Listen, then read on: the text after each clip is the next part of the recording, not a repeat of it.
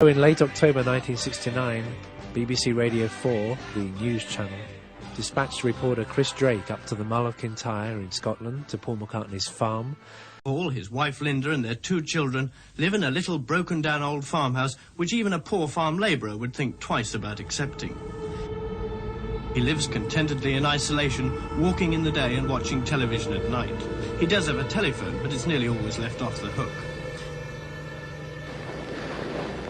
Well, closing your I don't try filming it, or you might get some trouble. Rolling Stone magazine declared Paul is not dead on the cover, and Life magazine had a photo of Paul and his family assuring distraught fans that Paul is still with us. One of the clues in the Life magazine article of November 1969 is when they got a hold of Paul McCartney and said, "Tell us about the death of you." I mean, it was kind of a funny article. But though they may be parted, there is still a chance, Bill, that they will see. Hello, everybody. It is me, Countess. Back with another video. Yes, you've been seeing a lot of my face lately. I know.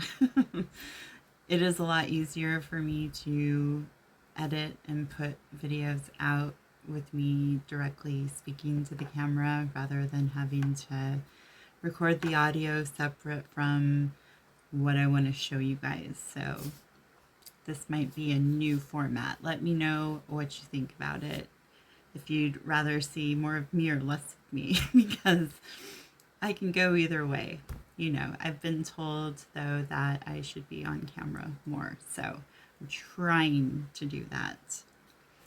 Anyways, all of that aside, as you can tell from the opening clip that I included here in this video, we're going to look at the interview from Life magazine that Billy did on November 7th, 1969. And this is when that crew, the news crew, I think they were from like the BBC 4 or something like that, they kind of ambushed him and crept up on his farm in Scotland, and he was not very happy about it. You know, as you saw, you know, he like flexed his little power muscles, you know, threatening to get the people in trouble if they filmed him without his permission and all this and that. So yeah, seems like his control and manipulation of the press started quite early on in his career as Paul McCartney. Just probably so they could cover up the immense lie that all of this has been. I don't know. Anyways, let's take a look at this. It's not a very long interview. He makes a few brief statements regarding the rumors. So let's check it out. So about this interview, November 7th, 1969, Life magazine published an article on the recent Paul is Dead fiasco. The article contained the now famous clues, select album cover photos, and Paul's own brief comments on the death rumors. Life magazine's London correspondent waded through a Scotland bog to find Paul and Linda at their secluded farm, hoping to be granted a photo or a brief interview. By this time, the Beatles had privately broken up, and while the breakup was still a secret and would not be announced for months, Paul states, "The Beatle thing is over." The public and press missed the importance of this passing comment. Life magazine spoke briefly with Paul about the various death clues, including the OPD batch on his pepper suit, which fans took to mean officially pronounced dead, his black flower in Magical Mystery Tour, and his barefooted appearance on the Abbey Road album cover.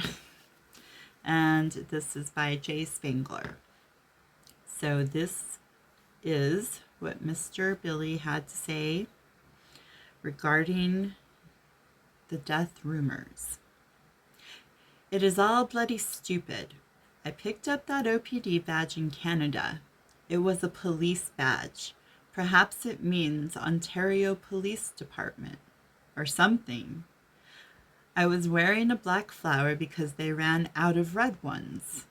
It was John, not me, dressed in black on the cover and inside of Magical Mystery Tour. Wait a minute. Does he mean it was John who was the walrus? Didn't he say this? I'm still the walrus. Are you the walrus? Who's John right? The walrus was a nothing thing, not meant anything about anyone. It was very read into. And what happened was when we did Magical Mystery Tour and portrayed it, I actually put on the walrus mask. The one on that wall all swaying happens to be me with the walrus thing. We just picked up a head each. There was no thought behind it. All of our stuff, as you can tell from talking to me now, has never had really deep thought. I had a black carnation because they'd run out of red ones. And I said, all right, I'll have a black one. I'll have whatever you've got. So I got this hugely significant thing of a black carnation. I had my back turned on the Sgt. Pepper cover. It was actually just a goof when we were doing the photos. I turned my back and it was like a joke or whatever it was. I think it's amazing that you actually played bass better after you died, which was really impressive. But the other... It's the lowest It's never been done before, yeah.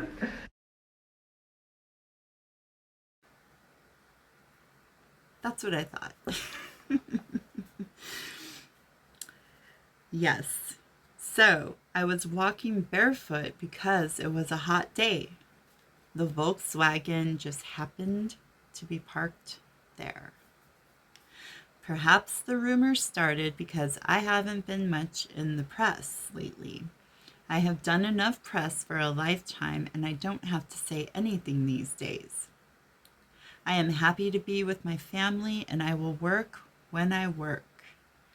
I was switched on for 10 years and never switched off. Interesting wording right there. Now I am switching off whenever I can. I would rather be a little less famous these days.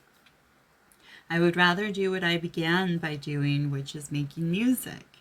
We make good music and we want to go on making good music. But the Beatle thing is over. It has been exploded, partly by what we have done and partly by other people. We are individuals, all different. John married Yoko. I married Linda. We didn't marry the same girl. That's for damn sure. The people who are making up these rumors should look to themselves a little more. There is not even enough time in life. They should worry about themselves instead of worrying whether I am dead or not. What I have to say is all in the music. If I want to say anything, I write a song. Can you spread it around that I'm just an ordinary person and want to live in peace? We have to go now. We have 2 children at home. And that's it. That's how we left that Life magazine article. Very interesting, right? Like the language he's using there. I was switched on for 10 years, you know. Bill came in 66, but being switched on, like that screams like DID to me, you know, dissociative identity disorder. You know, you're switching your personalities on and off. And I don't know, I find that wording peculiar. And also, it's like he's sitting there saying, you know, people need to worry more about themselves and not about whether I'm dead or not. And it's like, that's not the issue at hand here. The issue at hand is much bigger. It is that this replacement conspiracy links up to this big conglomerate of power behind the curtains.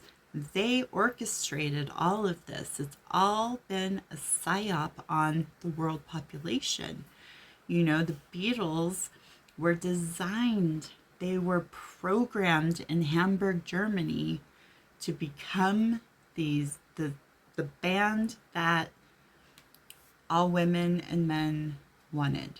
You know, they were designed to change the world.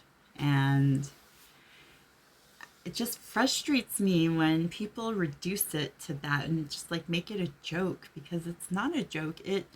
It's a really scary and horrific thing, you know, if it is true that we are lied to on this huge, huge level, and all the world is a stage, right? So what is real and what isn't? Who can we trust and who can't we trust?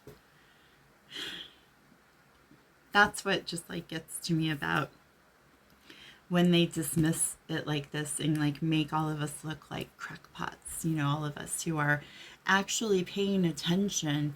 You guys put all of this stuff into your music strategically. You put everything in the album covers in order specifically. You did not do anything without a reason. So don't tell me that we're all fucking crazy because, and like we should go and with our tinfoil hats and go take a hike. No, you know, it's much bigger than Paul being dead. It is, he was replaced and the entire world has been fooled. What else are we being fooled on? You know, that's, if anything, it just gets me angry and gets me all like fired up, you know? I just, anyways, what do you guys think, you know? How does it make you feel when you just, you know, hear their responses and they're so dismissive and so like, you're so pathetic for thinking that way, you know, but really inside, you know, he's happy that he's being acknowledged. You know, he's happy that he put out his story, even if it is fiction, you know. There has to be some sort of like reconciliation here, you know. I don't know. It's like a double-edged sword. I guess that's the duality of this entire situation, right? And you like, I think of like how the box sets are set up. You know, you have the lyrics on one side and then you have the memoirs on the other side. Put them together, they make an entire history of this man called Paul McCartney, this entity called Paul McCartney, right? But separate, they're totally different. You know, one follows the myth, the mainstream media myth that was spun, the one that I grew up knowing and learning. The other one lays out the truth for you, and if you're ready to accept it, you will. And if not, I guess it's just a fun piece of literature to read. I don't know. But it makes me mad, you know, to have it reduced to a joke. Like we're all just crackpots, you know, for looking into this stuff. I mean, that's the kind of like red herring that keeps people away from discovering the truth. They don't want to be labeled crazy or a nutter or whatever, or like Billy says, a crank. Yes. So that is all I have for you guys. I just thought it was interesting and I just wanted to share it with you.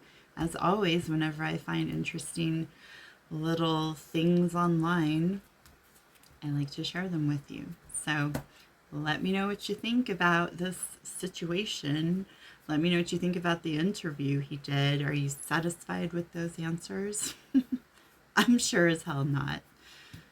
yeah, so let me know, guys. Otherwise, I will see you in my next video. Bye, guys.